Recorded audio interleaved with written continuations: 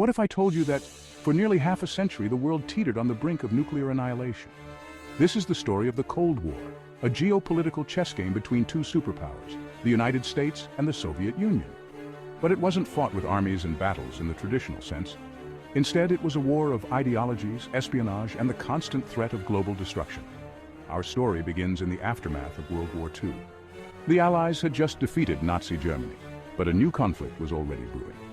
The world was divided into two camps, the capitalist West, led by the United States, and the communist East, led by the Soviet Union. Truman and Stalin, two leaders with vastly different visions for the future, found themselves at odds over the fate of Europe.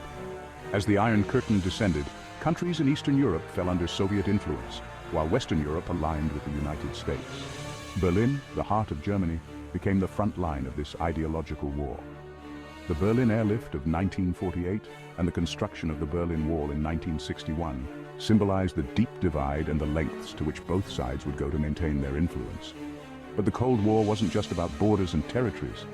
It was about the fear of nuclear annihilation. Both superpowers amassed vast arsenals of nuclear weapons, leading to a policy of mutually assured destruction. Mad. The logic was simple. If one side launched a nuclear attack, the other would respond in kind, ensuring total destruction for both.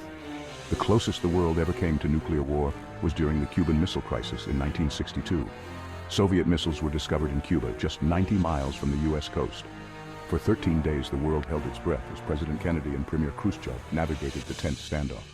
In the end, diplomacy prevailed, but the fear of what could have happened lingered. Espionage played a crucial role in the Cold War. The CIA and KGB were locked in a shadowy battle for intelligence, each trying to outmaneuver the other. Stories of spies, double agents, and secret missions added an air of intrigue and danger to the Cold War narrative. The Cold War wasn't all about doom and gloom, though.